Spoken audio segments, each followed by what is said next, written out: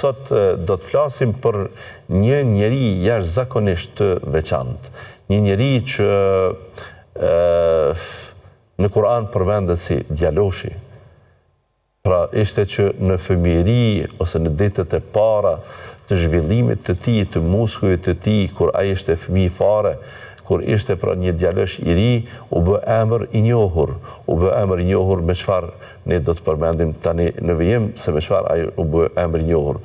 Me kalimin e kohës ai u bë një burr shumë i veçantë që e gëzoi edhe mbrojtjen Allahu xhalla xhelaluhu nga kurthet e ndryshme dhe nga gjërat cilat janë me do mos shkatruese për te, ai arriti që t'i shpëtoi atyre.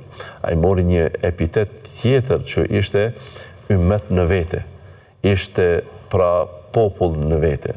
Nëse i thuhet popull dikujt, i thuhet një kolektivit, një grupi të madh të njerëzve që jetojnë në një bashkësi dhe ata quhen popull, por t'i thuhet një individit popull, pra ummet në vete, kjo nuk ka ndodhur, nuk ka ngja e këtij i është thënë se ka qenë ummet në vete. Dhe një epitet tjetër që e ka shumë të njoftun ky person është pra baba i profetëve.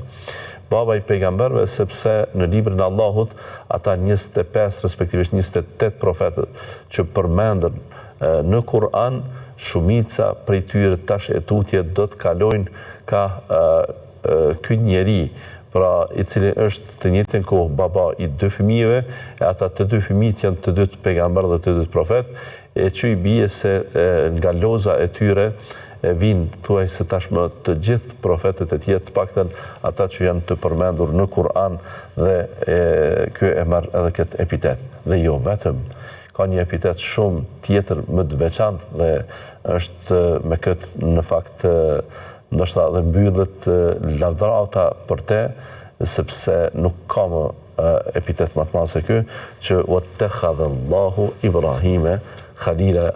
Allahu e ka konsideruar Ibrahimin sikur ta ketë dost, sikur ta ketë të privilegjuarin e tij.